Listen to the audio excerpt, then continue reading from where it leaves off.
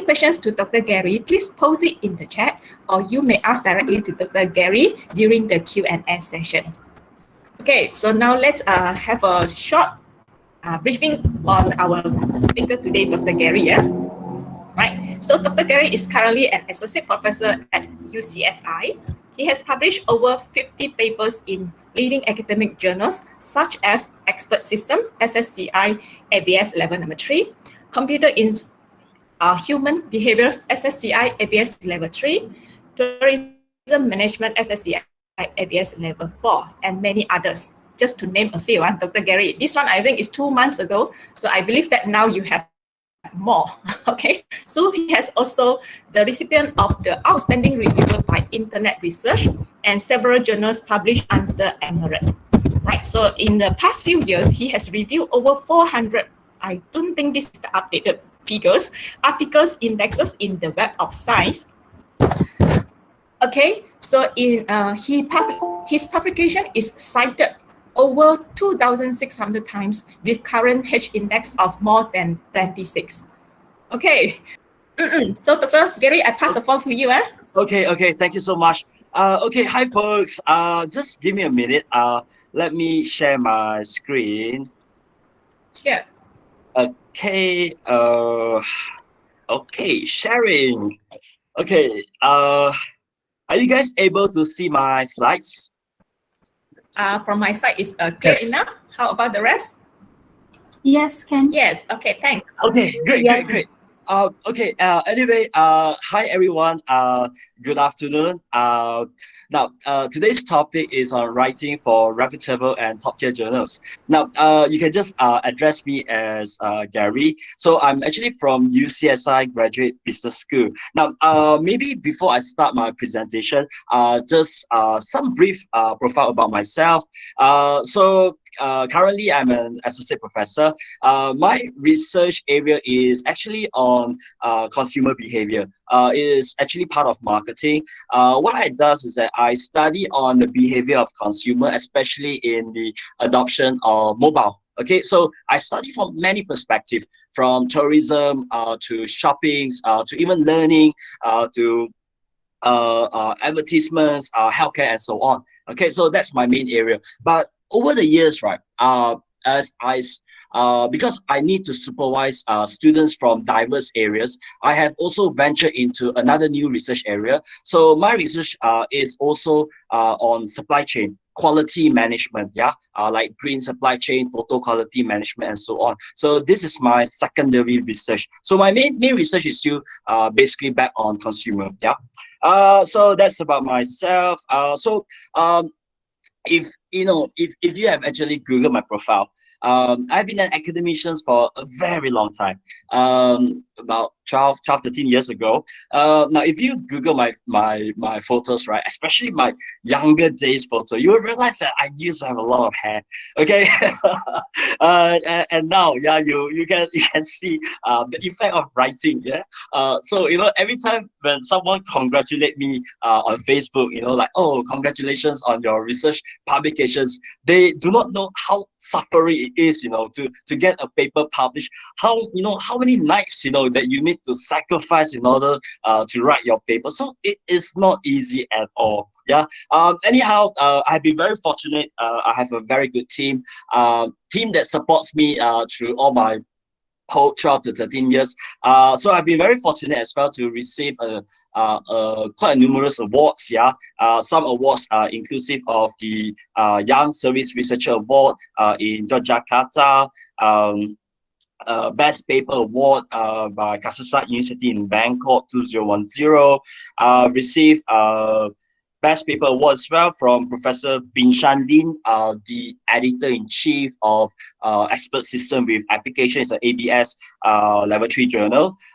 Received awards from Professor J. Kandapuli, the Editor of Journal of Service Management in Emerald, is ABS Level 3 Journal as well. Also received awards in terms of downloads. I am always very thankful. Downloads are very important because if you want your papers to be cited, at the end, your paper must be downloaded. If people don't download your paper, there is no way that your paper will be cited. And you know that citations are very important in universities, especially for QS ranking, for THE rankings, and so on. So if you want your paper to be cited, then definitely download comes into the picture. So I've been very fortunate to receive awards in terms of downloads, yeah, from Elsevier, from various journals, yeah, expert systems with applications, telematics, what else? From Emerald as well, yeah, most read articles. Some papers also receive awards in terms of citations. Like if you know in QS ranking, citation comes into about 30%. Yeah, of the total points for ranking. So citations are important. So I received awards in terms of highly cited from telematics. Received awards in terms of most cited papers from Emerald Emerging Market Case Studies. Top cited paper, yeah, again from telematics. And this paper itself, right? It has also been recognized as one of the top 1% highly cited papers according to Clarivate Analytics Web of Science. So this paper also recently received the highly cited and also the hot paper. So hot paper basically means that it is within the top 0.1% of papers in the field of social science, yeah, from Clarivate Analytics. This paper received highly cited as well in terms of about 39 citations from tourism management. I think it's about 52 citations, if I'm not mistaken, as to date. MTAM, Mobile Technology Acceptance Model, in Google, it has received about 200 over citations.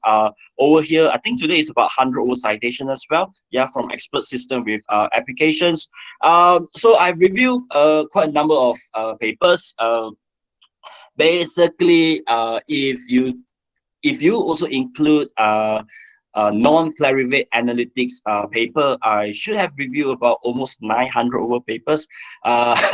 So in other words, right, if you really were to ask me, how do I spend my time? I have to be very honest with you. I have no life.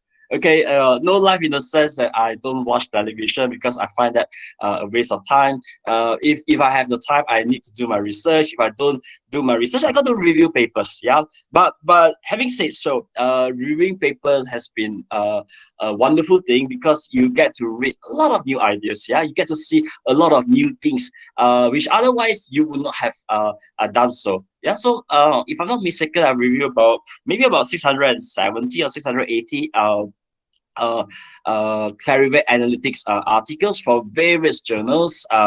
So like last year itself, right? I review about 236 articles. Yeah, so 236 articles. If you put if you convert this to about 240, you divide by 12, it's almost about 20 papers per month. Yeah, 20 papers a month. It means that I receive a paper to review maybe every 2 days. Yeah, one paper. So the statistics is quite similar as well. You know, like today, I woke up from my sleep and I checked my email. Oh my God, I have 5 papers to review. Yeah, of course, if I do have the time, I will do my best to review. But if I can't, then I will have to will have to reject. So I review quite numbers of papers in with different publishers like CHP from Elsevier, Journal of Cleaner Production, Journal of Consumer Marketing, Tourism Review, Internet Research, Young Consumers, International Journal of Bank Marketing, and etc. All right. So I've been very fortunate as well to receive review awards. Yeah. One is the Outstanding Review Award from Industrial Management and Data System. So Industrial Management and Data System is a ABDC A rank journal. Yeah. So I have also been invited by Emerald itself to give talk on how to review papers. Okay. 2 years back, I received the Outstanding Review Award from Professor Christy Chong, the Editor-in-Chief of Internet Research. She's from Hong Kong Baptist University. So that's 2019 from Emerald. I also received outstanding review awards like from Publins, Top 1%. And last year itself, I received the Top Reviewer Award, okay, from Sustainable Production and Consumption from Elsevier, given by Professor Edisa from University of Manchester in UK. I also received awards, yeah, from my previous institution in terms of research. Late last year, December, I received the Emerald Outstanding Contributor Award as well. And in my faculty, I have just recently received the Dean Research Excellent Awards, yeah, for all my contribution in research. Apart from this, I'm also a visiting scholar with the Wikimedia School of Communication in Singapore. I'm also a visiting professor in Nanchang Institute of Science and Technology, China. If you guys know, right, I'm quite active on the social media. I do organize webinars sometimes, and some webinars that I organize is actually collaborations with Emerald. Among them, yeah, like developing your research career and editor's perspective, yeah, given by Professor Alan Chong, the editor-in-chief of Industrial Management and Data System. Also given a webinar together on this topic on publishing in top SSCI journals and get recognition for your research by Professor Dimitrios Bouhalis. Prof. Dimitrios Bouhalis is the editor-in-chief of Tourism Review. Yeah, it's a SSCI journal. If you Google his profile, he's quite a prolific writer. He's the number one most cited researcher in the world, yeah, in terms of hospitality, and number 3 in the world in terms of tourism. So quite a big name. I think in the coming months, I cannot exactly give you the date yet. I have also invited Professor Robin Lee, the chair professor from Hong Kong Poly University. He is actually the editor-in-chief of Wine Journal of Information and Knowledge, something from Emerald. Yeah, so it's going to give a talk, something related to methodology, and that's going to be co-organized by our school, graduate school, and also with Emerald. So it's free. Do join. Do watch out for my posts. I will share this on my Facebook once the date has been confirmed. So I'm also sitting on board as the editorial board members for certain journals like Internet Research, Tourism Review, International Journal of Bank Marketing, Industrial Management Data System, Journal of Entrepreneurship in Emerging Economics, Sage Open, and also International Journal of Information Management. And this journal is an A-star journal. The editor is Professor Yogesh from Sonsei University. And I'm also currently the associate editor for Industrial Management Data System. So maybe some of you would have received my email invitation to review papers. If you do, please click accept. Yeah. Okay. So currently I'm also a guest editor for 2 special issues. One special issue that I'm currently editing now is with Professor Yogesh, the editor-in-chief of INM, International Journal of Information and Management, Professor Jun Wei, the editor-in-chief of International Journal of Mobile Communication and SSCI Journal as well, and Senior Professor Ui from UCSI University. So the topic is on advancing mobile payment research in the age of digital acceleration. So if your research is related, please do submit. Yeah, because internet research is a ABDC A rank journal. I'm also currently co-editing this special issue with Senior Professor Ui, and is on the impact of COVID-19 pandemic on mobile payment. So submission just opened. The deadline for both papers is 1st of July. Yeah, for this impact of COVID-19 pandemic on mobile payment is from International Journal of Bank Marketing. So International Journal of Bank Marketing is a ABDC A rank journal, marketing journal in Emerald. So if this research is related, so please do submit. So we received quite a numbers of papers recently for both of these special issue. So this is my citations and my age index. Since 2016, according to bibliometric studies, I am currently one of the 10 most productive and influential authors in mobile commerce and applications in Clarivate Analytics. 2019, I have also been acknowledged as the world 10 most productive authors in the area of mobile commerce in Clarivate Analytics. So this is the screenshot. Okay, so this screenshot says that I am currently one of the most productive authors. So this is most influential authors. So this paper from two scholars from Xi'an University in China, two Chinese scholars, Shan and Hui Li, says that I am currently the 10 most productive authors as well. Yeah, in terms of mobile commerce. Okay, so basically, that's myself. Yeah. So as you can see, basically, I don't have much life. Yeah, so I spend a lot of my time doing research. Not research. I spend a lot of my time doing my editorial work. If it's not on editorial work, it's probably related to my teaching and my supervisions with my students and so on. So yeah, so basically that's life. Yeah, that's our life.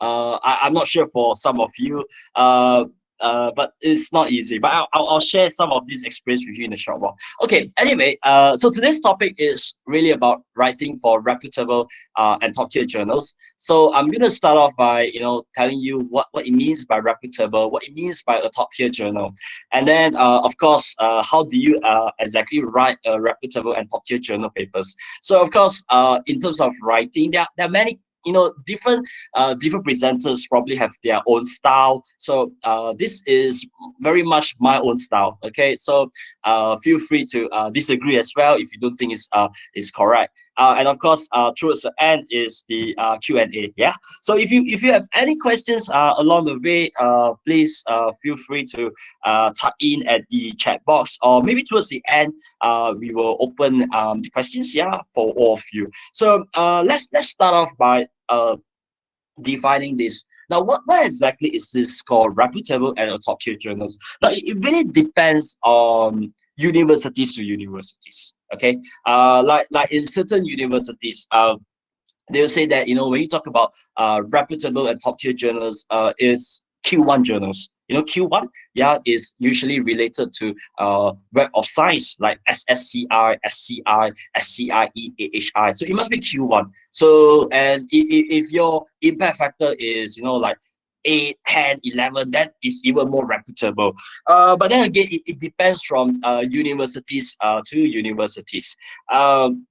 For me, okay, my definitions of reputables and top tier journals are journals that are actually indexed with uh, I will use this word called very established list. Okay, so this established list, for example, like the ABDC ranking, yeah, the ABCD ranking, which is used extensively in Australia, and also in all these Australian universities, yeah, like for example, Monash universities in Malaysia, Swinburne, Curtin, and so on. And also another list that I feel that is reputable is the ABS ranking list, which I will share later. So this ABS ranking list is used throughout the British school, okay, British school, and also in some of the European universities. And of course, there are also other very good lists that are being used, like for example, the Financial Times list, FT list. In US, you also have the Dallas list, and so on. So to me, that is what it means by reputable and top tier journals. And in fact, even at my school, okay, I'm part of the UCSI Graduate Business School. We are actually using on ABDC. Yeah, so we go for ABDC ranking journals, those that are listed in A stars, and so on. Okay, so take a look at example. Yeah, so personally, I do not know who is Dr. Duan. It was just a coincidence. I just Googled for ABDC CV, and her profile came into the picture, so I just screenshot. So what I wanted to share is this. This is how academicians in Australian universities display their CV or display their profile. So you can see the word ABDC, A, you have ABDC, A stars, and so on. All right. So now in British school, okay. So I know Professor Martin. Is the associate dean, yeah, from Nottingham University in Ningbo campus in China. So just want to show to you the comparison between the the ABDC ranking that's used in Australia and the one that is used in the United Kingdom and all the British schools.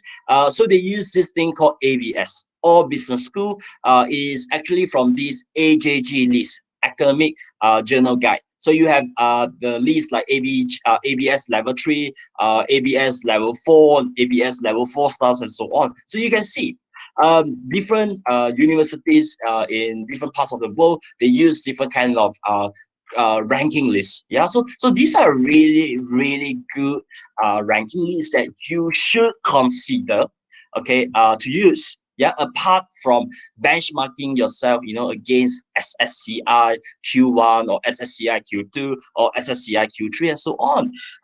Why I say that these lists are very reputable? Because number one, okay, let's talk about SSCI. Yeah, if you talk about impact factor, you know that impact factor can be manipulated. Yeah, there are many games that people use to play impact factor. Yeah, so if you really ask me, does impact factor really means quality in terms of journals? Unfortunately, the answers to me, I would say that it is no. Yeah, but in Malaysia, very much our KPI, our appraisals are always linked with Q1, Q2, Q3 journal. In fact, some of you, if you go for your proposal defense, when your examiner asks you this question, like, have you published before? You say, yeah, I published before. Then they ask you, the next question will always be, what's the impact factor? No, and imagine that if you have published in those very high ranking, high impact factor, you say that my impact factor is 13.0, and everybody will start to clap, like wow, with amazement. And if your impact factor is low, okay, you'll be like so shy, it's like 0.3 and so on. So what I'm trying to say is this.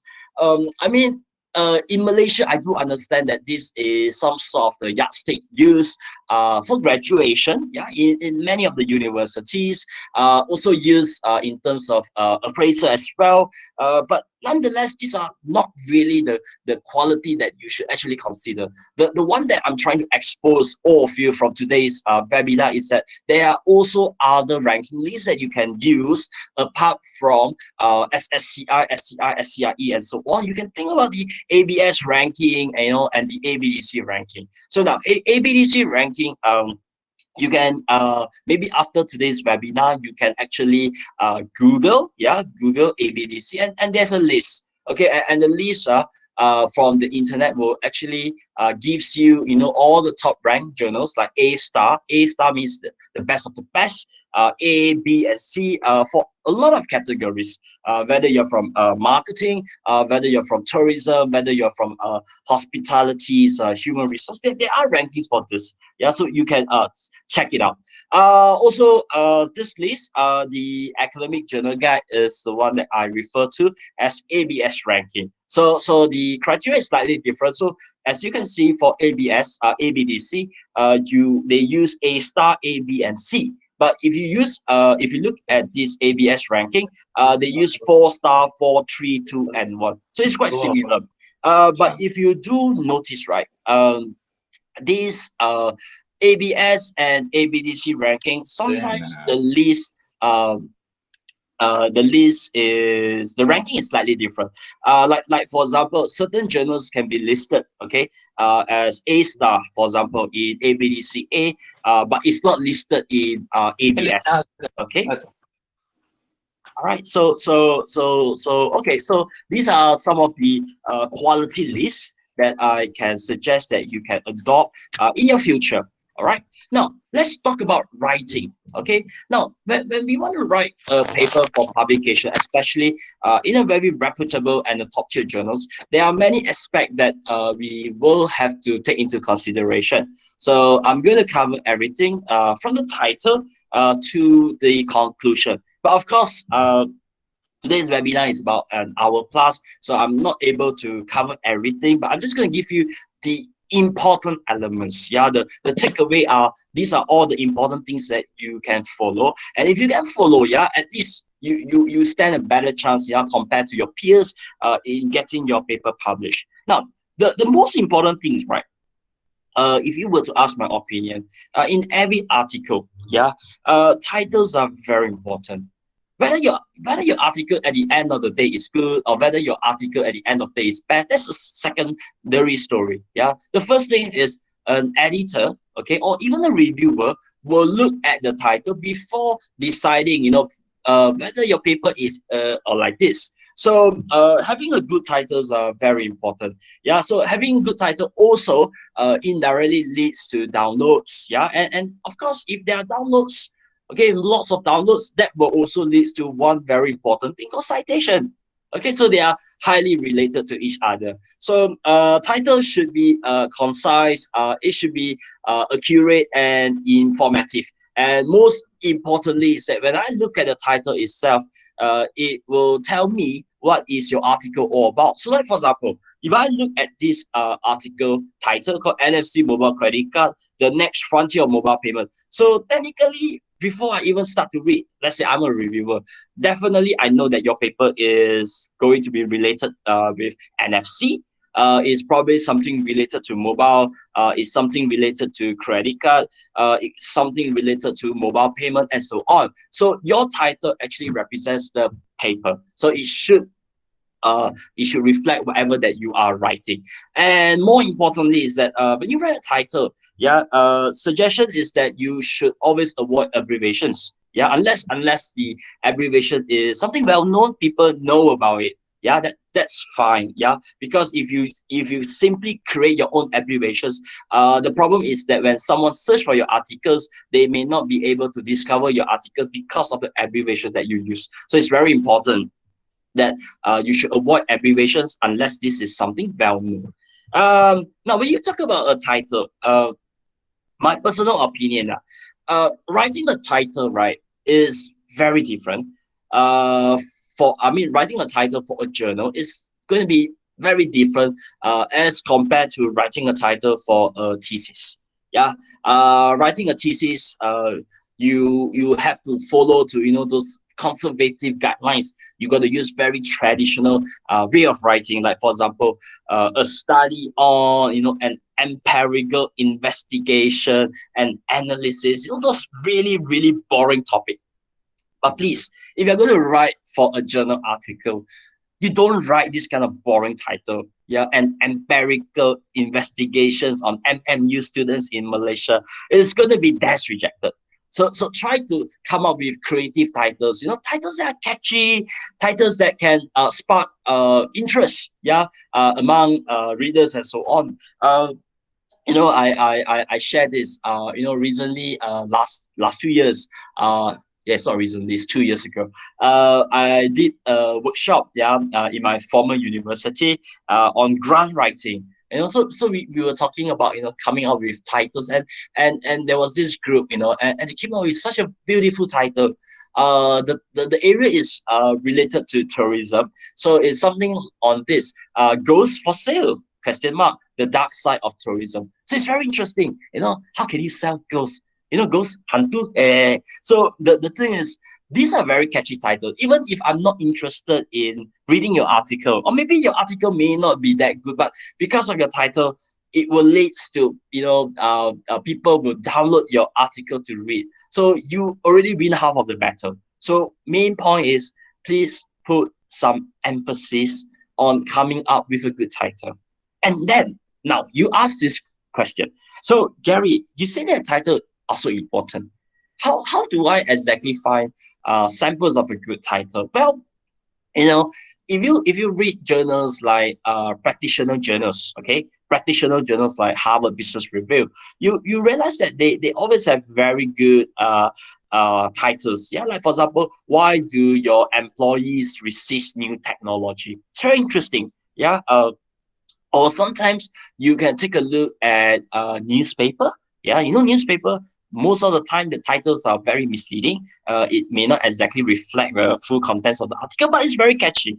Okay, it's always like when I look at a title, I say, I must click, I must read this, because the way that they put it, it sounds like I need to know, what is it all about. So going through practitioners' journals like Harvard Business Review, or through newspaper article, that would be a wonderful way for you to pick up on certain style of writing. Or sometimes, if you go to journals, in journals you have, like in Emerald you have this thing, not Emerald, like in Elsevier you have most read, most cited journal articles, and take a look. Yeah, take a look at the title. How do they form the title? So that is one way for you to learn, to come up with a very catchy title. So according to Emerald, top cited journals as short titles are usually 6 to 10 words and so on. So this depends. I have actually searched around, and I look at those papers who are which has high downloads or high citations. Not necessarily the title is short. Sometimes it's very lengthy as well. But the key idea is that despite how short it is or how long it is, it must be catchy. It must be catchy enough that it will encourage people to actually download and read that article. Yeah, so that's about title. So I hope that when you write an article, please put some emphasis in terms of coming up with a catchy title. Now, the second part is really about your abstract. Okay, now when an editor, for example, sees your title, say, okay, this title is beautiful. Okay, so I will continue to read your article. Of course, they are not going to read your introduction. They are going to start off by reading the abstract, because that abstract is going to give an overview about what your article is all about. So abstract here, in most of the journals, the requirement is that you should summarize your research into about maybe 400 or maybe 500 words. Okay, so it depends from journals to journals, but the common length is about 400 words or 500 words, and that's the most. So having said so, when you write a thesis, or even if you write a journal article, a thesis could be like maybe 100,000, or maybe a journal article which is about 20,000 words. So how do you actually summarize 20,000 words, or maybe 15,000 words, or maybe even 10,000 words of your journal article into 500 words? So over the time, I realized that a lot of people don't exactly know how to write an abstract. Okay, now writing an abstract to me is probably the easiest way. If you do not know how to write an abstract, you can take a look at how this Emerald have this thing called structural abstract. You can follow the structural abstract to write. Okay, I'm going to talk about this structural abstract in a short while. Okay, so let's concentrate about abstract. So what exactly is this thing called abstract? So abstract is basically the first few things that people actually read before deciding to to continue to read your whole article. Yeah, in fact, even for me as a reviewer, I will not read your whole article. I need to get a sort of an impression about what your whole article is all about. So that's where I start to read abstract. Okay, so your abstract must have unique selling points. It must be something unique that will capture people's attention, or to drive that kind of curiosity that I will want to continue to read your introduction to actually find out more informations and so on. So abstract, right? Number one, there are few elements that you should take note. Abstract should always be self-contained. Okay, you cannot write in your abstract like, please refer to page what, or please refer to footnote, or please refer to certain tables and so on.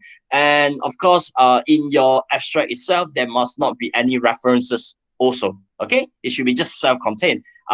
It must also be consistent with whatever that you have reported. So if your abstract says about X, then of course in your article there must be something about X and not Y. Okay.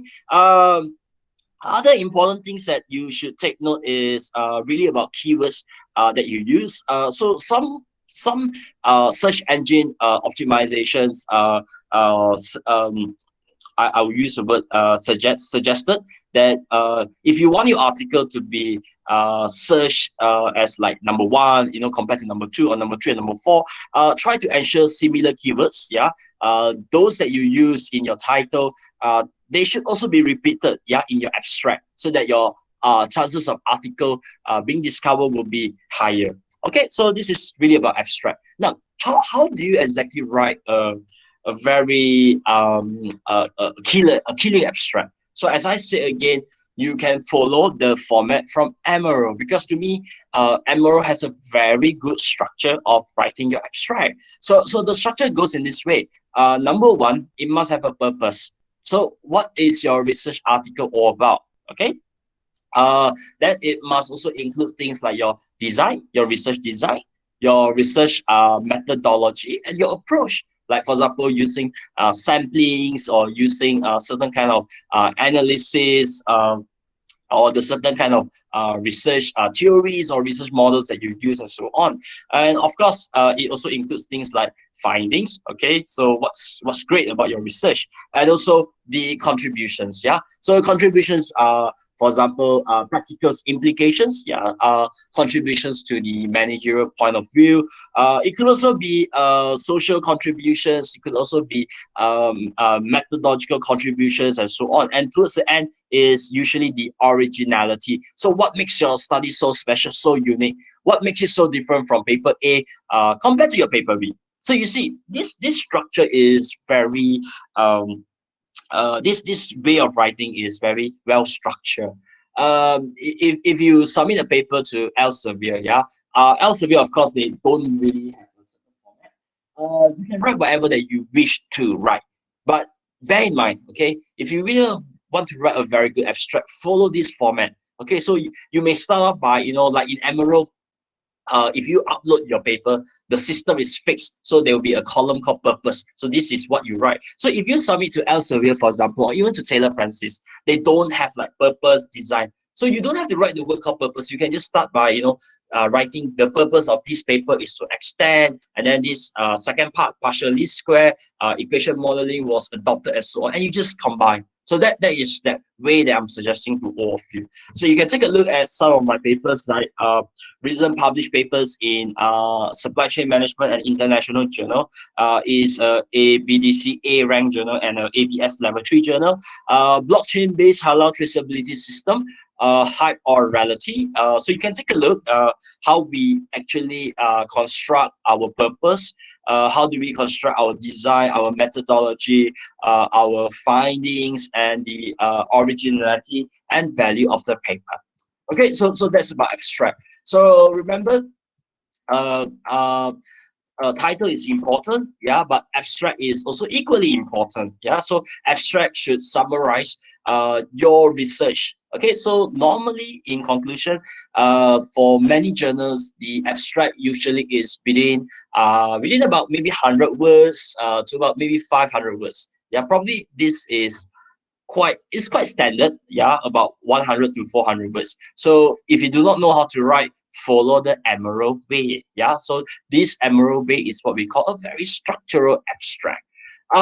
Okay, so apart from title, apart from abstract, the next most important thing is actually your keywords.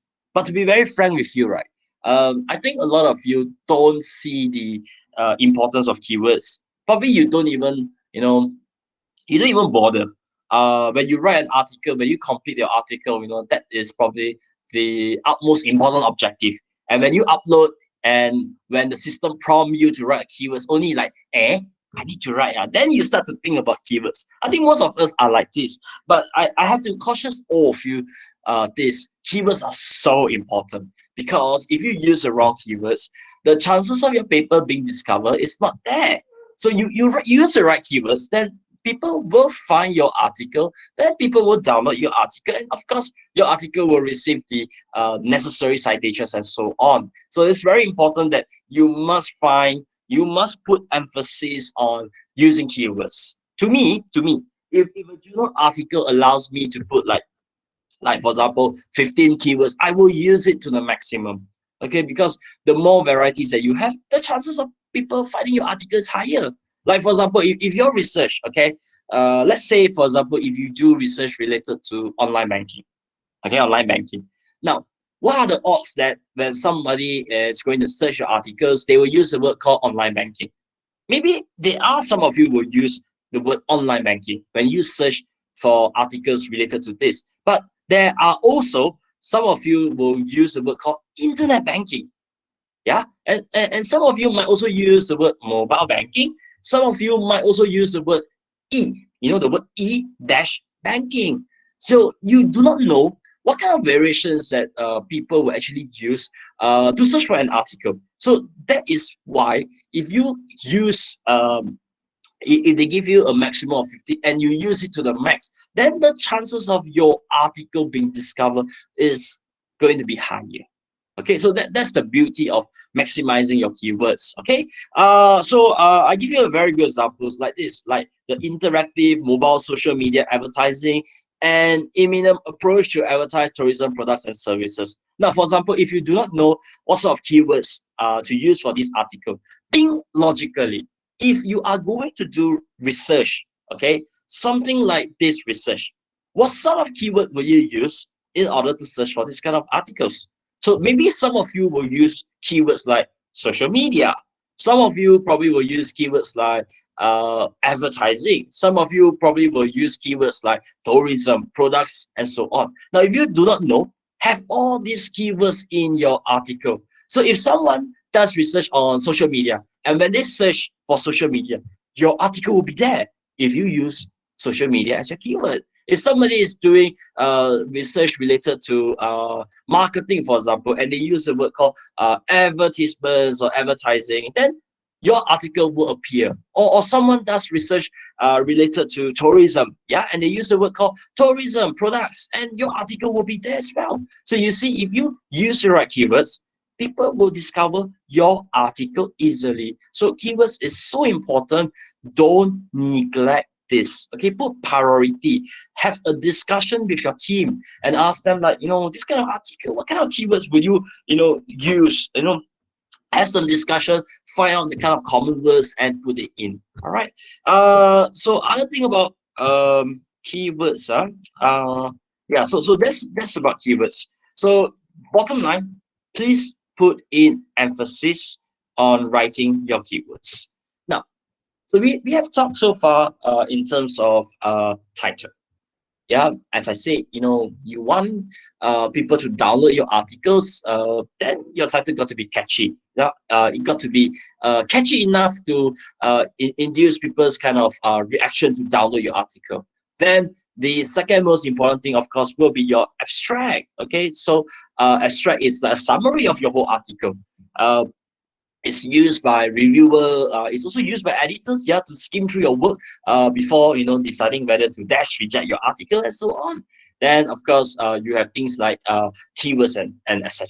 Now the next thing in the heart of the paper, introduction.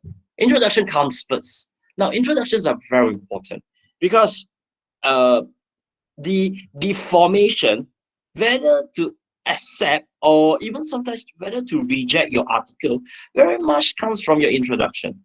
So if you have a very good introduction, it will cultivate people's motivation to continue to read your articles. Or if you have a very lousy introduction, it's like the impression is there, like I'm going to reject this paper. You may have the best theories in the world. You may have the best methodology in the world, but then when your introduction is boring, like for example, you read an introduction and you start by telling us that like online banking is so important, and then you cite papers from 1990, 1992, and so on. That kind of motivation that people see is like this research probably is a very outdated article, or it could be your thesis that you wrote 20 years ago and you decided to publish today. It doesn't bring that kind of very positive impression. So what I'm trying to say is that introductions are so important that you need to create that kind of impression that this is new, this is novel, this is unique, so that people will continue to read. Now, when you want to write introduction, there are few ways to write. Yeah, I always start off by saying this: you should always practice this technique called funnel approach.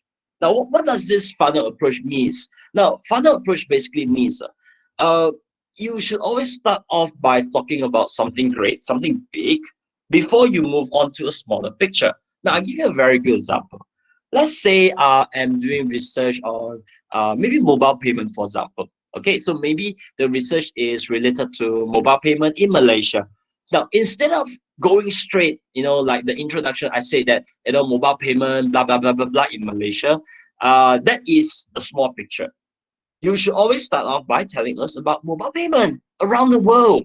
What is how is this mobile payment is in US? How is this mobile payment is in different parts of the world, to show the examiners, or to give the impression to the examiners, or even to the reviewers, that you know what is going on throughout the world.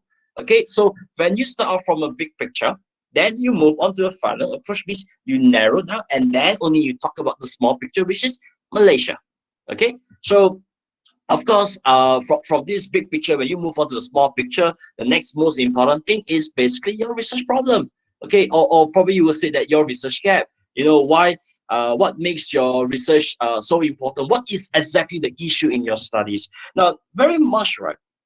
When people write about their research problem, again, a lot of their this is really based on experience, from reviewing journals. Many a times people write from a very surface level.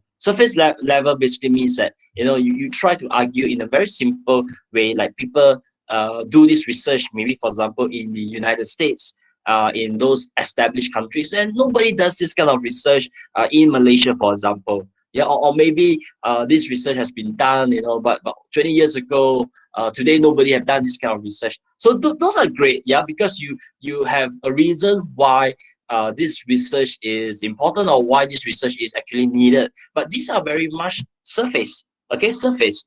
You need to write from a perspective of that. That means you need to also relate your problem with your conceptual model, if there is. Okay, like for example, if you use frameworks, for example, if you use an exogenous construct like trust, for example, in your study, then what is the issue about this trust in Malaysia, for example? So you need to make it sounds like there is a problem in terms of trust on technology. So that's how you have a very strong link, okay, between your problem, okay, and also your model. So this is what I call depth of writing. So when you write your research problem, it cannot be surface, okay, it must also be depth as well. So the other important thing again is, after you have write this research problem, then the most important question and a reviewer will ask, so what? So I know that this is a big issue. So maybe people have never done this kind of studies before, but is this study kind of important?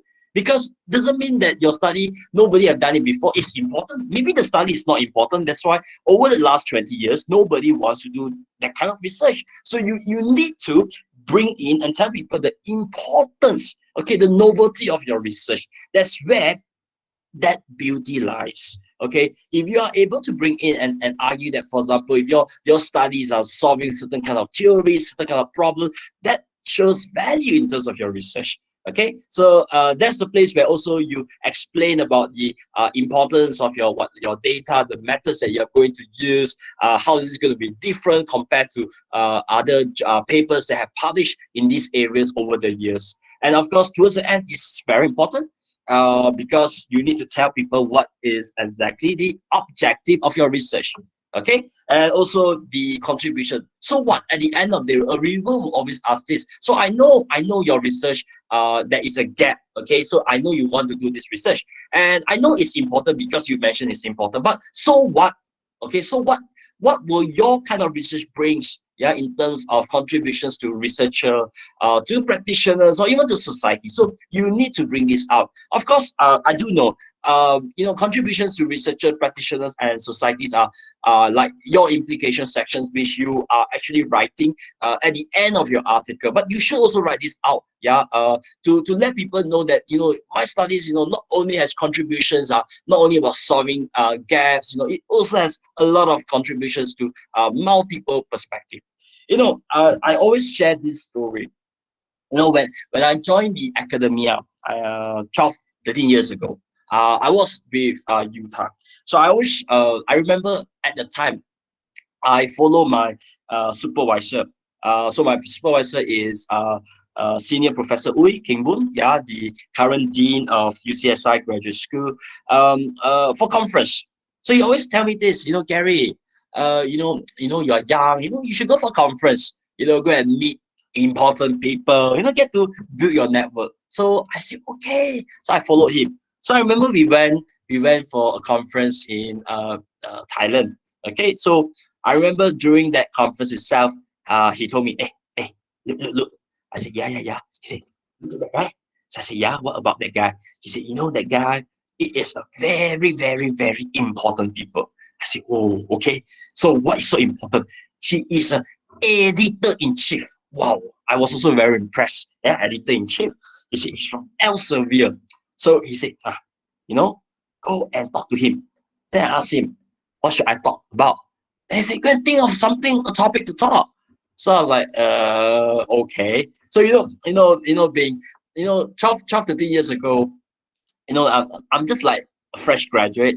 I don't I feel shy. If you ask me to talk with someone, especially strangers, and in fact, I don't even know much about those things in research. Yeah, so no choice. I got to find a topic to talk. I always remember, telling myself, should I ask him about the food? But it doesn't make sense because I'm not from Thailand, So if you ask kind of silly question, it doesn't look good on me as well. So I forced myself to ask him a very simple question. Okay. The question is something that has it has been something that I follow all this while, and I thought that it's important for me to share with all of you. I asked him this question. So I said, Prof, I'm new to the academia. Do you have tips on writing? Tips on writing, yeah, like publishing and so on. So he said, yeah, of course. He asked me, have you published an article before? So I said, yeah, I did. And 12 to 13 years ago, the first publication that I published was, we don't even know about this thing called ABS, ABDC, we were talking about all these SSCI, and so on. And my first article was, in fact, only a Scopus Index journal. So I said, yeah, I published before a Scopus Index journal. So he said, wonderful. Then he said, do you know what are those indexes which are highly ranked higher than Scopus? So I said, SSCI. He said, yeah, fantastic. Very positive, all these editors. Then he said, well, you go back and do this. So I was kind of so excited, yeah, because he's going to give me his secret. So he told me, Gary, go back every day, download an article which is related to your research. Okay? So your research is, let's say, mobile payment. Just download an article that is related to mobile payment. But don't download a Scopus journal. Download journals which are ranked, indexed higher than Scopus. So in other words, he wants me to download journals from SSCI, SCI or SCIE or AHI, means Web of Science. Then he said this.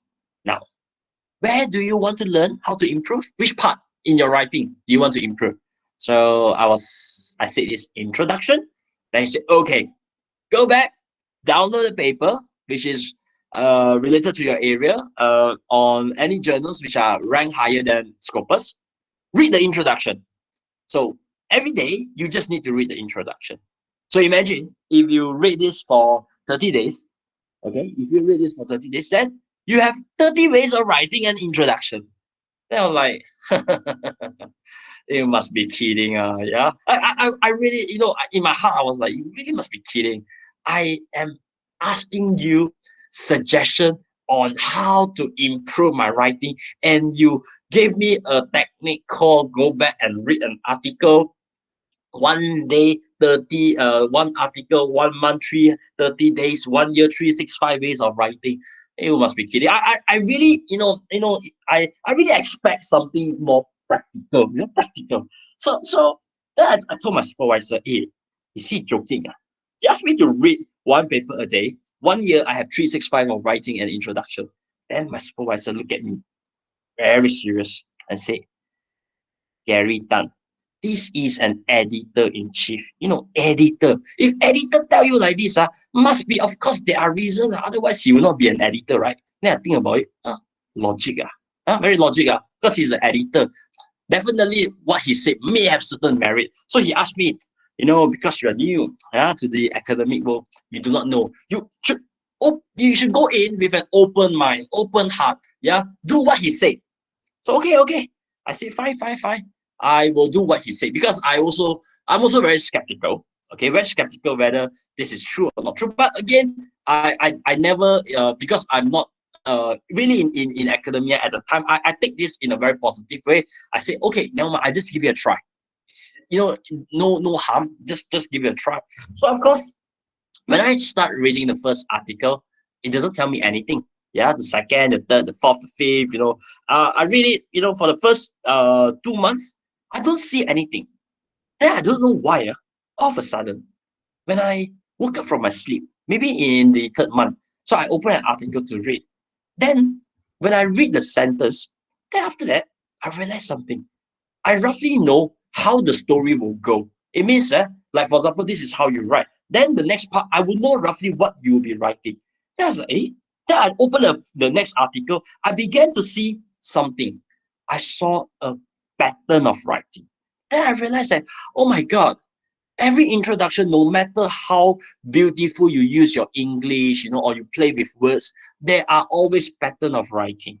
So those kind of patterns is like what I say, you start from a big picture, you move from a small picture, your problem, and so on. So every paper has a certain pattern. And I saw that pattern. And from the day onwards, I know how to write introduction. Because to me, introduction, these are really called patterns of writing. What I want to share with all of you is this. Over the years as well, I always tell myself, because in our graduate school in UCSI, we no longer put priority in SSCI Q1. We go for ABDC.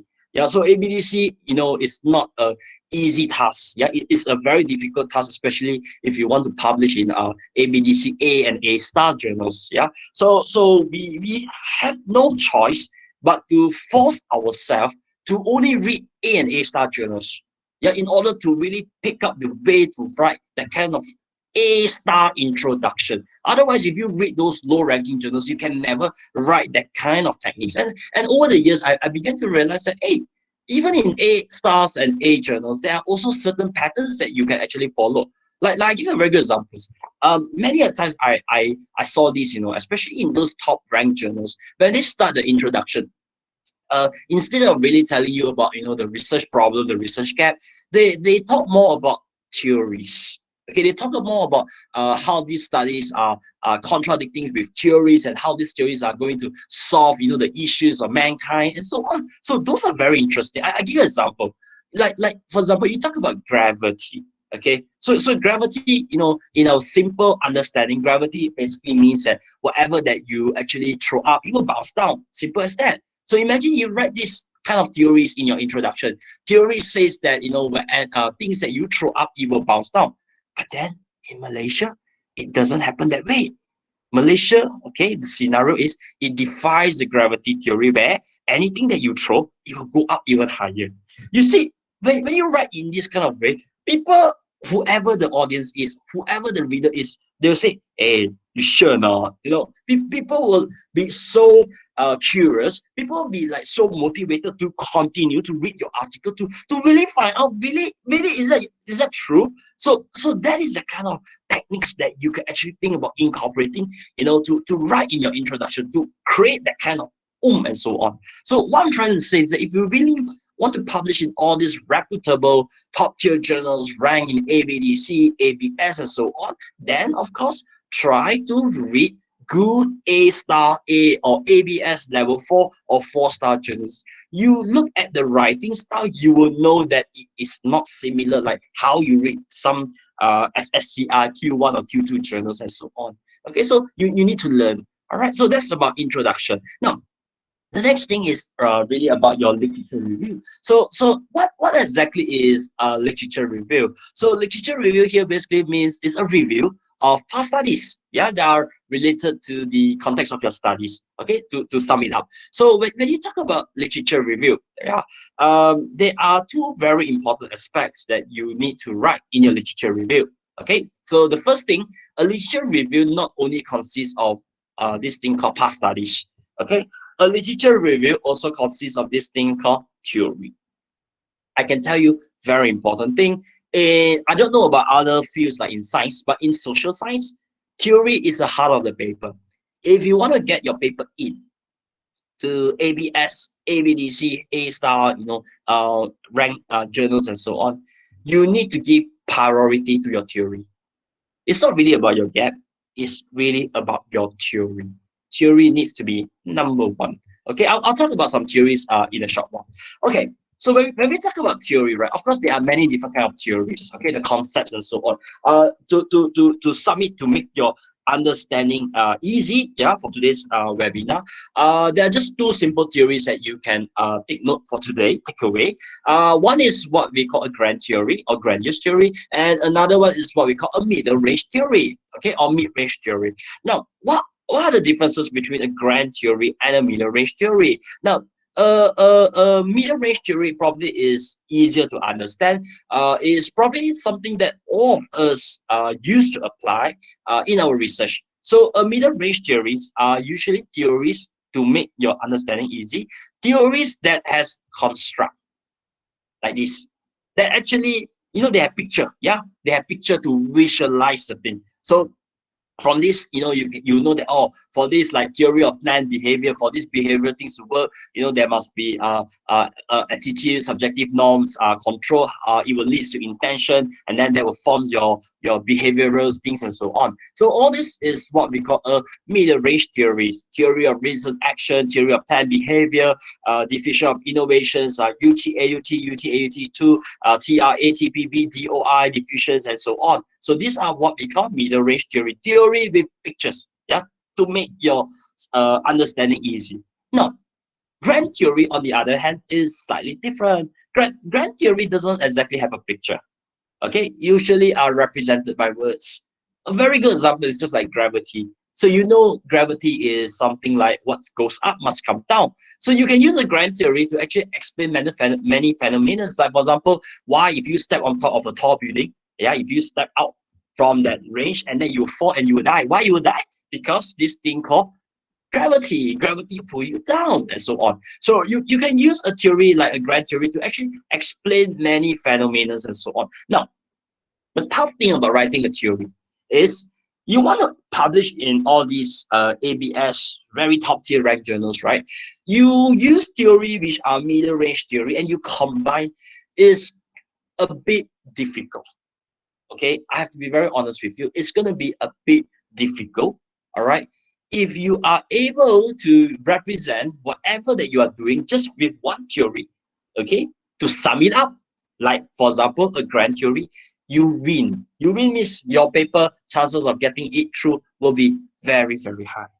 I remember, right, one of my co-authors, he's doing joint work with one of a chair professor, yeah, very prominent chair professor, and this work of his uses a lot of combinations of middle range theory. So he explained a lot of ABCDE theories. So it's very good, yeah, because you actually fulfill the requirements of what exactly is a literature review.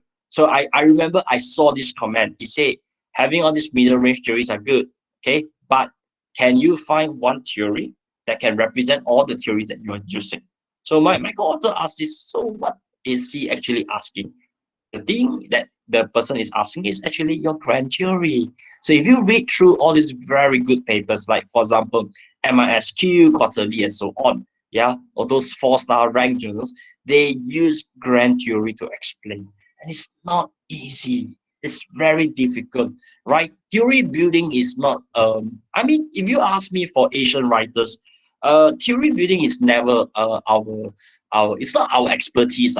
I don't know about MMU, yeah, but I know a lot of universities don't have, that kind of experts, on theory building, to really sum up. There are a lot of those journals, like for example, MISQ. If you want to publish your work, before you publish, you need to attend their theory building workshops. Yeah, you get to present, you get criticisms from there regarding your theories and so on.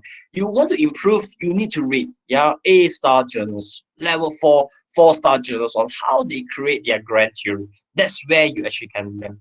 Okay, so that's something about theories for you to take away. Now, of course, writing a literature is never a descriptive thing. A descriptive thing basically means it's never about writing what people have done.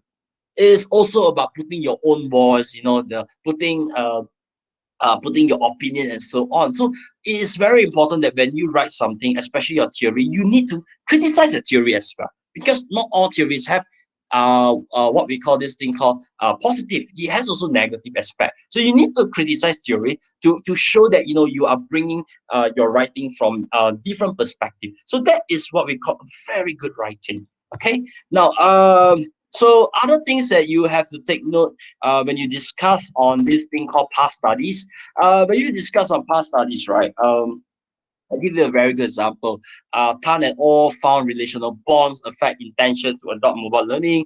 Wong et al. Also found relational bonds have significant relations with behavioral intentions to adopt mobile learning. Now, this kind of reviews of past studies are okay because you are describing about ABC papers and so on. But this kind of studies, to me, is what we call boring kind of writing. Okay, especially if we are reviewers, we see this kind of writing, we will say that ha ha ha, it has no useful information because it's no in depth, it's dull. Okay, it only tells me that Tan found a relationship between bond and intention, but that's all. It doesn't tell me more than apart from this statement. Like for example, what are the issues, what are the gap, are there limitations and so on. So sometimes when you want to write about past studies, you need to critically appraise them as well, writing about the gap and so on. But of course, I do understand. You may argue this, Gary, but we are writing for a journal. A journal has limitations. Yeah. Like for example, you want to publish in Tourism Review, in Emerald, the word count length limits is about 6,000 words. So how can you afford to, go in depth? So what I'm trying to argue is that in your literature review, there must be this thing called breadth and depth. Breadth means sometimes you can write surface, but sometimes you need to write depth. Yeah, to show that kind of critical writing. Another issue that you should always take note is the black box theory. Black box theory probably is so useful when you write your hypotheses and so on. Now, what exactly is this black box issue? Now, black box issue works in this way. You throw in two variables. For example, like I say, I love you. Okay, I love you doesn't automatically leads to I will marry you. Okay, a lot of the way people write is as if like this happened, this will happen. Example, according to a study by Chow Lai regarding contribution factors towards customers' adoption of internet banking, concluded that PU, here stand for perceived usefulness, was found as a significant factor in developing a positive attitude towards adoption. Means if I find something useful, I will adopt it. Now, that is what we call a black box theory or black box issue. I love you, I will marry you. No, it doesn't work that way. Okay, there must be something in between that happens that will lead this to this. Okay, example, if I say something is useful, it doesn't mean automatically I will use it.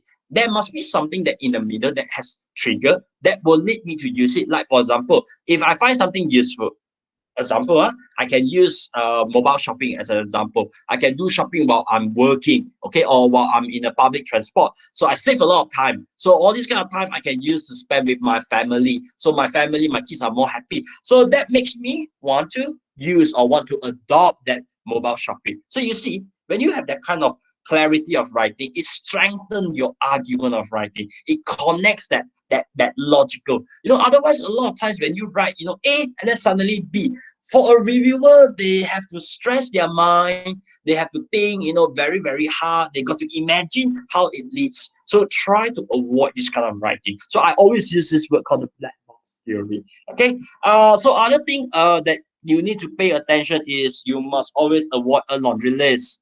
Okay, what is a laundry list? The laundry list, I think, is very common among postgraduate students. In fact, I think postgraduate students are trained in that way to write. Like my former students, say, Gary, take a look at my literature review. So I said, okay, so what's so great? You see, I cited Chan, I cited Han, I cited Xiao, Ling, Tan, and so on, Tan and all and so on. So I say, what is so great about this kind of writing? Then the students say, it shows that I'm very hardworking. I put in a lot of effort in terms of reading. Must give me an A, for example. So now this kind of writing is to us is what we call a laundry list. It doesn't tell us anything at all from the write up.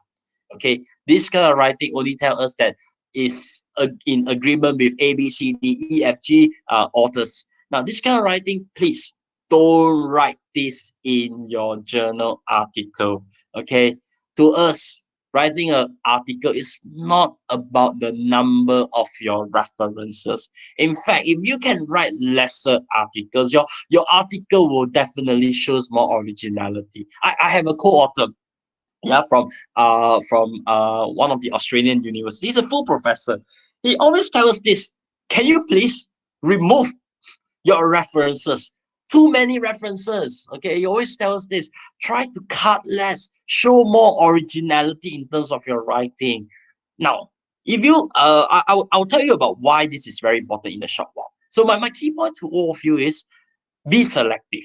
Choose articles that you really want to stress on, or you want to show the certain importance, then only you cite.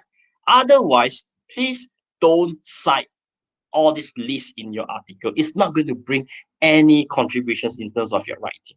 Okay, and then of course, when you want to cite papers in your literature review, I always put this very important thing: the quality of your references. Okay, and your okay, quality of references here basically is beyond Web of Science, or it's just is beyond those Q1, Q2, Q3 and so on. You need to bring in those good journals, like for example journals that are indexed in ABS, ABDC, so that people know that you know your work very well. Okay, I always say this very important thing: when you do even your PhD, yeah, for example, or if you do your research as well, the first few things that you must always ask yourself is that, do you know what is your main research area? You can't go in for proposal defense, without knowing your research area. Okay, and the next important question is that, if you know your research area, do you know the top 10 journals in your area? It's very important. Okay, if you know the top 10 journals in your area, do you know who are the top 10 authors in your areas? These are things that you need to cite in your papers to show conversations of research. Yeah, because if you don't cite certain papers in your research, it to a readers, to editors, or even to a reviewer, it sounds as if like you don't know the work well. So you need to cite the appropriate kind of journals, yeah, in your article. Now, when I say citing all these journals in your area, you can refer back to the list that I've just mentioned, the ABDC ranking list. Okay, so this ABDC ranking list, as I shared, the version is 2019 version. It can be filtered by different categories, like for example, in statistics, in information system, economics, accounting, finance, management, and so on. So if your research is in management, then try to cite articles, ABDC A star journal and A from management. So when a reader or reviewer reads your article, they will have confidence that, oh, this guy knows his work, yeah, and so on. Okay, so this is for ABDC. So you can also cite, okay, journals, yeah, from the ABS ranking, yeah. For example, the 4-star journals, the level 4, 3, 2, and 1. Okay, so for example, if you're doing research related with information systems, so journals that are highly ranked are like ISR, MISQ. Journals like MISQ probably takes you about 3-5 years to even get published. JMIS and so on. So when you cite all these top ranking journals in your paper, you bring the confidence to the reviewer that, again, you know your work. Okay. So these are journals in information management. Okay.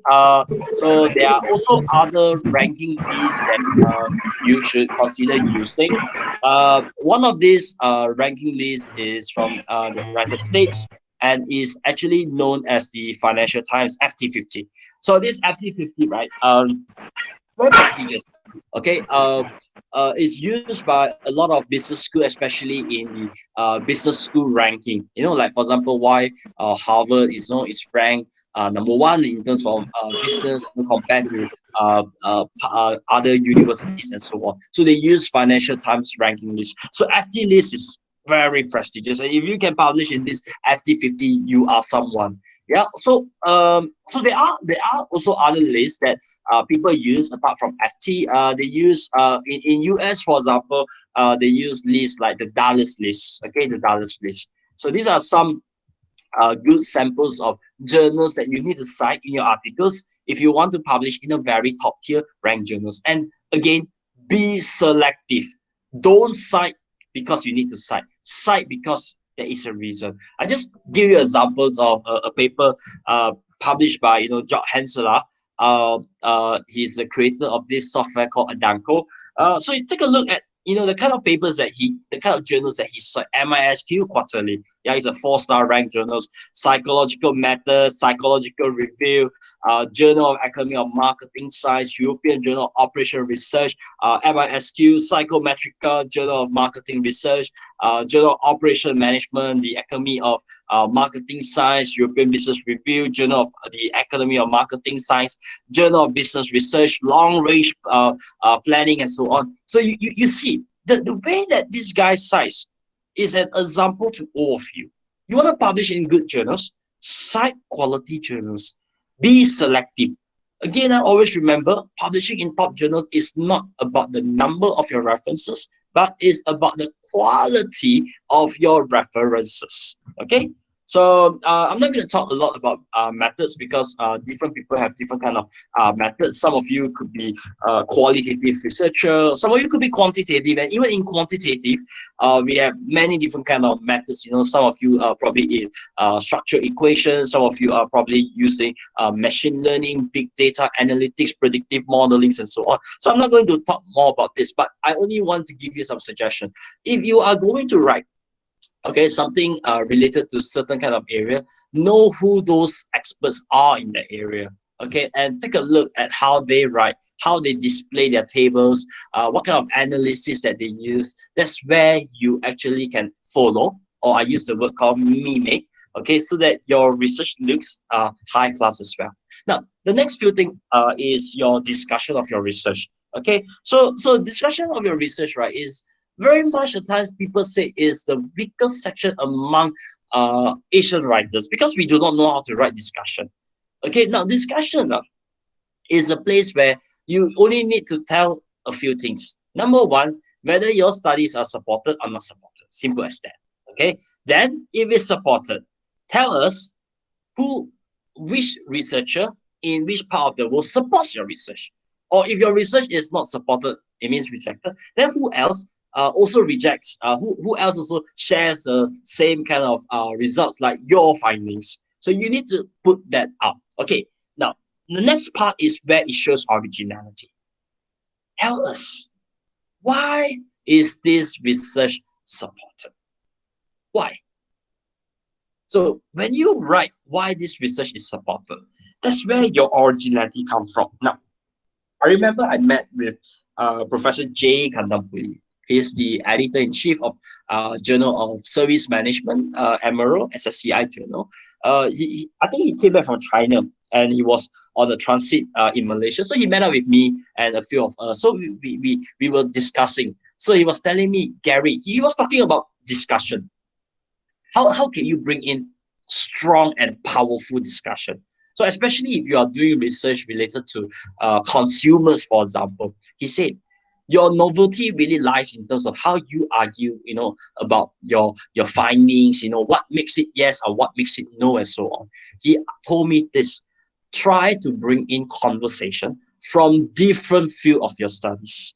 So what does it mean by bringing conversation? It means bringing in journals to support your findings from another viewpoint. So let's say, for example, if you're doing research in consumers, okay, in marketing, then bring in few like areas, like for example in psychology, for example, explain how this behavior, in terms of psychology, how does that support your finding.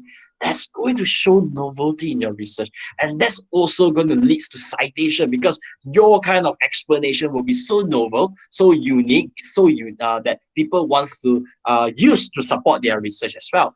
And also try to bring in things like from culture, cross-culture differences, for example, to support your argument. So in other words, if you're able to bring in different field of from psychology or from culture to support your discussion, to give evidences why this is supported or why this thing is not supported, is going to bring a lot of value to your studies. Okay, so something for you to think about. Now, towards the end of every research, again, to a reviewer is, yes, I know that you have done a marvelous research, but at the end, so what exactly is the contribution of your research? Because if your research has no contribution, then there's no point for you to even start to do this research. So normally for every researcher, when we want to write our contribution, contributions are the way that we write. Normally we only write two contributions, which is practical contribution and theoretical contribution. So practical contribution basically means managerial contributions, contributions to practitioners. Yeah. Theoretical basically means to the subjects, to the academia and so on. So in research, in thesis, this is what we normally do. Yeah, in journal, this is what we normally do as well. But why not think about this? Going beyond, okay, just theoretical and managerial. Put in things like methodological contribution if there are, okay? Maybe put in things like social contributions, yeah, or policies, and so on, if there are, and so on. Yeah, it makes people, it gives the kind of impression that your research has really a lot of contribution. Again, right in this part, if you can spend some time to go through ABDC A-star journals, if you go through ABS level 4 journals, look at how they write. This kind of sections can be mimetic, means you can actually copy how people write and you just play around with words. It will give the readers, the reviewers, that impression that your studies has multiple contributions. Okay, so you can take a look at one of my paper that I've written on how we write our contribution in terms of theoretical, managerial, methodological, and social implication. All right, yeah, so it's about 4:30. Yeah, so I will definitely take some Q&A now. But before that, you can add me on Facebook if you wish to. So this is my account, or you can follow me on Facebook. Search for Gary Tan Wei Han. Okay, so that's it. Thank you so much. So can we have some Q&A if you have? Q&A session. Don't be shy. Dr. Gary is here to address all of your questions. Feel free to ask if you have any questions. I hope the sharing has bring you certain insights of a different perspective of writing. I believe that we all need to digest, Dr. Gary. Yeah, definitely. Writing research is a continuous process of improvement, like TQM. So you can't be an expert, by just attending a webinar. It's also about self-learning, digesting through readings on your own, and etc. Question, yeah, from Khadija. What would you suggest to those who are just starting writing for a journal? Should they opt for writing for high-ranking journals? Well, now this is my personal opinion. Sometimes you don't try, you don't know. Okay. Sometimes, right, some of us has this inferior feeling that you always think that your article, that the paper that you write, is not SSCI standard. But you never know, because sometimes, right, when you submit a paper, in many journals today, editor don't handle the paper. It could be an associate editor. Different associate editor may have different viewpoint. Some of them may actually like your idea. So why not just give it a try? If it fails, then okay, doesn't matter. Try again to another journal. And if let's say 2 or 3 journals fail, then okay, then you probably can conclude that maybe my article is not so good. But from the feedbacks that people give to you, at least you can improve, for your next submission. And you never know, your paper can probably be accepted in one of the top tier journals. Like I just share with you, one of my paper, NFC mobile credit card, the next frontier of mobile payment. This paper, right? If you to sum it up, is currently one of the most highly cited paper in SSCI. Okay, I think about 300 to 400 word citations. But if I want to share my story with you, this paper has been rejected for about 2 years. 2 years. I'm not kidding with you. Okay, the paper got accepted, rejected over 7 to 8 times. But we didn't give up, because every time when a paper is rejected, we get to learn, especially when you submit to a very top tier journals. They give you very precise comments. Some of them are so good. They do proofreading, for you as well. So if you improve and you submit and you make changes here and there, and you try again, you never know. In fact, I remember I told my supervisor, hey, prof, already 7-time rejection. Then don't you think that my paper is bad? He said, no, trust yourself. Keep trying. Don't ever give up. True enough, the paper got accepted in telematics. So what I'm trying to tell you is that, you don't try, you really do not know. If you throw into a Scopus index journal, maybe your paper will be accepted. But in your heart, I will tell you, you will have a deep regret that what if I actually tried, to SSCI journal, maybe my paper will be accepted. So my answer to you is please give it a try, Khadija. Okay, don't just go in to this Scopus right away. Go for the best. Go for the star. If it's rejected, doesn't matter. At least the paper will still fall within the space rather than on the ground and so on. Okay. So next question from Navi. Kindly, how to get a list of free publishing at top tier IT journals? Well, if you Navi, if you talk about top tier journals in IT, you have MISQ, you have computers in human behavior, you have internet research, you have online information review. In fact, all these kind of journals doesn't require you to pay even a single cent. Okay, go for reputable publishers like Emerald, Taylor, Francis, and so on. Most of these journals, they are what we call hybrid version. Hybrid version basically means if your paper is accepted, you don't need to pay unless you opt for an open access. Okay, you want that paper to be available for everyone, then yes, you probably have to pay. But other than that, you don't have to pay. But there are also other journals which are publishers which are totally unknown, and the business model that they work is usually a full open access. Means once the paper is accepted, you actually have to pay. So a lot of times it gives people the wrong impression that you actually have to pay. In fact, you don't have to pay. In my whole life, 12-13 years of publishing papers, I've never paid a single paper in my life before. So what I'm trying to say is free. So go for reputable publishers. Okay, next question from Alan. Thanks, Gary. It's a fruitful sharing. Okay, thank you, Alan. Maggie's worry. What is your opinion in publishing in open access journal that charges high fee? They are Q1, Q2, Scopus, and so on. Now, Maggie's worry. This is my frank opinion now. Journals which are in open access, okay, to us, this business model. Okay, I cannot say that it's predatory, okay, because this is just a different business model altogether. Okay, so if you feel that if you really feel okay that you want to go for this option, then you must be prepared to pay, because the amount that they are going to charge you is definitely not cheap.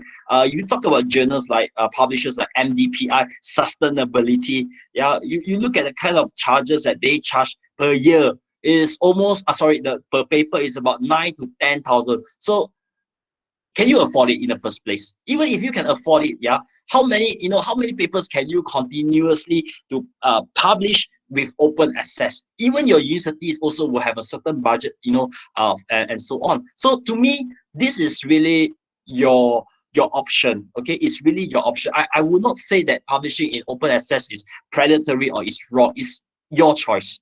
Okay, but for us, we never pay because we don't have the kind of money. Yeah. For Hisham, appreciate if you could share your contents. Give it up. Okay, no problem. I probably will share with Dr. Tan a summary of this, like a PDF version of my slides. Noah, how can we know that the research we conduct has sufficient points to be published? Noah, I don't exactly understand what you mean by sufficient points to publish.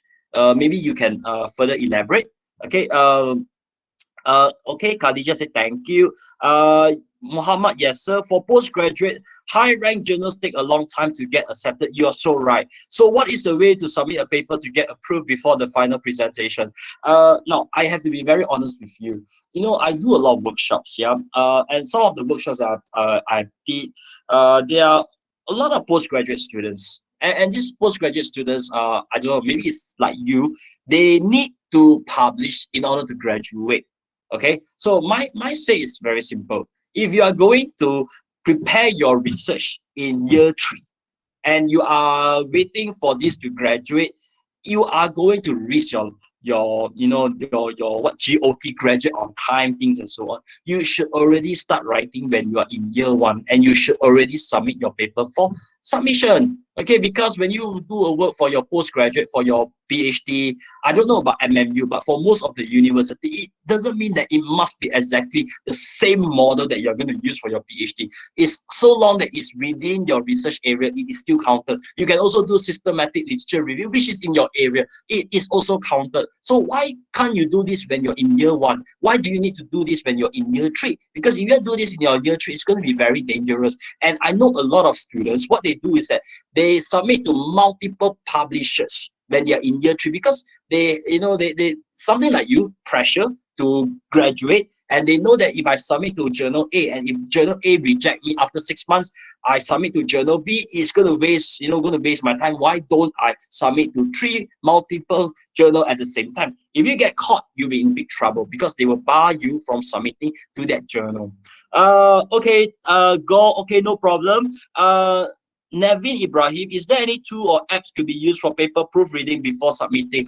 I can recommend you to use Grammarly. It's quite good, but it's not powerful enough to say that it is a full substitute for proofreading. If you really want to go for good proofreading, right, I only use a few. The one that I use is because recently some journals that we are submitting to, the journals are A-star journals, and it is the publisher requirement whether you are a native speaker, yeah, or not. You have to go through a proofreader because they are A-star journal. That is their requirement. So we have used Elsevier. Elsevier proofreading company, and I tell you, it's very expensive. It's about $400, but the quality is so good. After reading the kind of the comments, the editing, I realized that my writing is very bad. Yeah, so it depends on quality. There are also some local one which you can actually find online, but do be careful because there are also stories about proofreaders that take your money, and then at the end could not give you a proper editing and so on. So you've got to be very careful. Yeah. Another thing is I'm from Manso. I'm always paranoid of my ideas. I feel like someone may have already published it, although I can't find it, but it's just a thing for me. Is there any systematic ways to assure novelty? I always tell this to my own PhD students as well. When you want to search for something, especially in terms of your postgraduate work, you cannot just rely on one database. You see, if you use Emerald, for example, Emerald has about 250 journals. If you use Taylor and Francis, Taylor and Francis has about 2,000 over journals. If you use Science Direct, Elsevier, it has also about 2,500 journals. What are the odds that someone may have actually, do something like what you have actually thought of? So what I'm trying to say is that you have to practice due diligence by going through different publishers, okay, Elsevier, Science Direct, Indus Science, really, Emerald, what co-host, and find the same topic and make sure that these things are not published elsewhere and so on. So that's the only way you can actually safeguard yourself. All right. Muhammad Yasser, can I do a review paper for previous researcher in my field and get accepted to a higher rank papers? Yes, you can. There is nothing wrong. The only thing I need to caution you is that, you see, 10 years ago, before people go for their proposal defense, they will publish this thing called conceptual paper. So conceptual paper used to be very popular. Then over time, editors began to get fed up with this conceptual paper. They say, you can actually do a data collection, yeah? Why should you be going for an empirical paper? So it dies off. So now if you publish using an empirical paper, somehow top journals will just dash reject you. Now, then came this thing called systematic literature review, bibliometrics, blah, blah, blah, and so on. Now, the problem now is these are very popular last year and the last 2 years, but today, I can tell you journals are getting fed up with all this kind of bibliometric studies. It's like there is a saturation. People are rejecting this kind of paper. So you need to be fast. You have to do it fast because in the next coming years, every paper that comes in are all bibliometric. I tell you, they will just dash reject because it's just too many. Even for us as an associate editor, we receive too many, and we are now just dash rejecting them. So something for you to think about. All right. So thank you. I get comments from River where his comments is not related to my field of study. Do you have any idea what should I do? It's fine, because you see, doing a review is something, you know, not everybody wants to accept. You see, for me, I share with you. I send paper to maybe to some of you, in fact, to review a paper. I can send to 10. I can I will receive 10 rejection. How many of you are willing to spend your time, to review and write me an article why this is accepted or why this is rejected? So it's very difficult to get a review today. I have to be very honest with you. Sometimes an editor, they also have issues getting good reviews. And like today, I received the reviews from two reviewers, and I look at the comments. Okay, literature review, very good. Okay, introduction, super good. Everything good, good, good, good, good. And then towards the end, reject.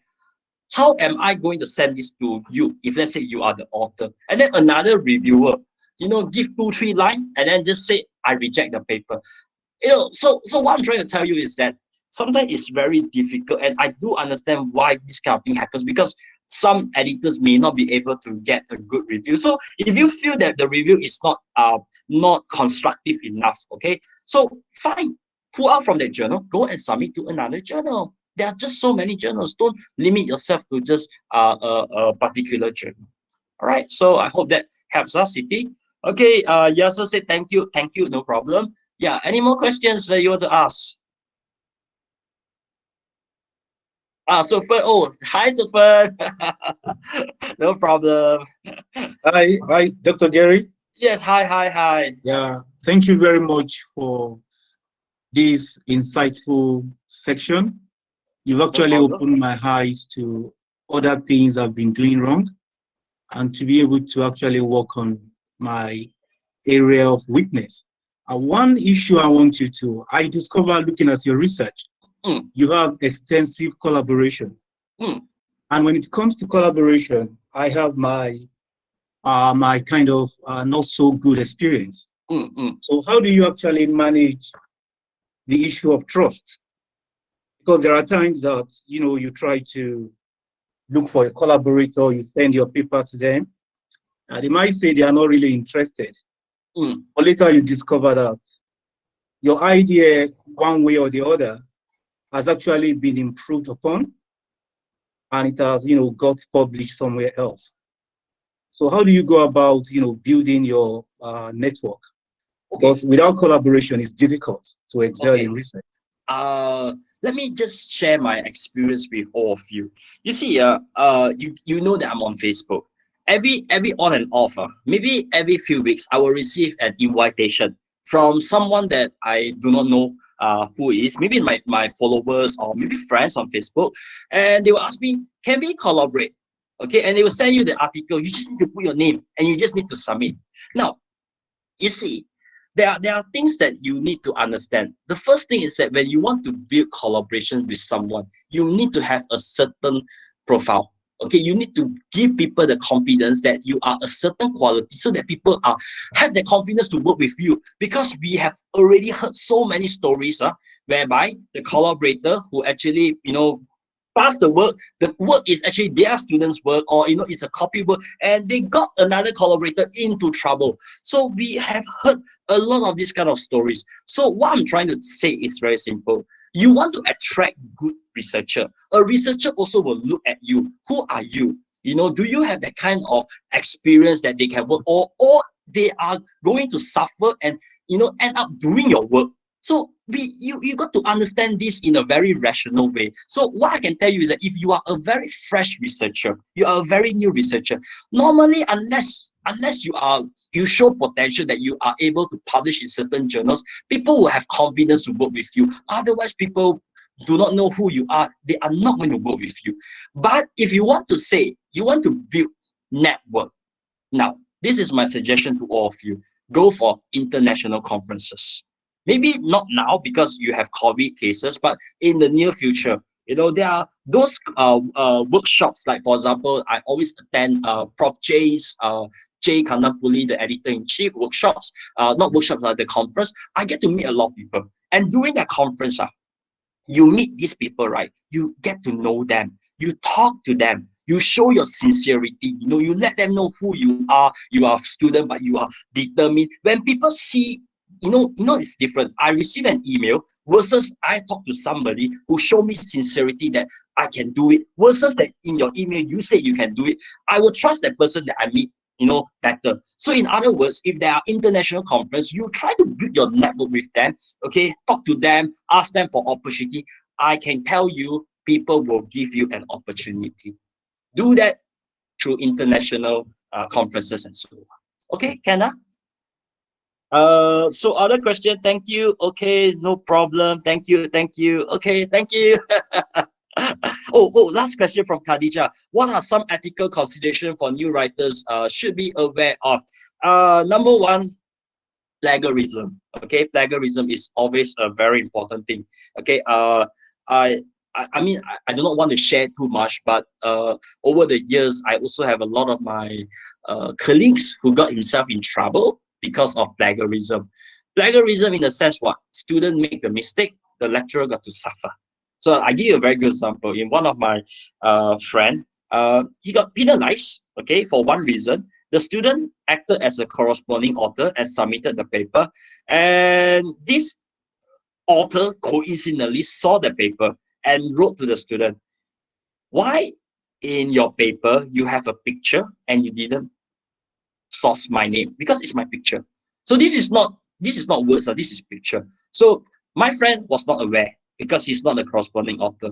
And because the student didn't reply, the author wrote to the dean of school, and my colleague got himself in trouble. So I asked him, why are you not careful of this? He said, I didn't know that Turnitin didn't recognize this thing called picture. Picture is not counted. So he got himself in trouble because of this. So ethically, if you ask me, you got to be very careful in terms of all these similarity things. Even copying your own work is wrong. Yeah, it's also called self-plagiarism. Yeah, there are also things like idea plagiarism, which you can never detect using Turnitin.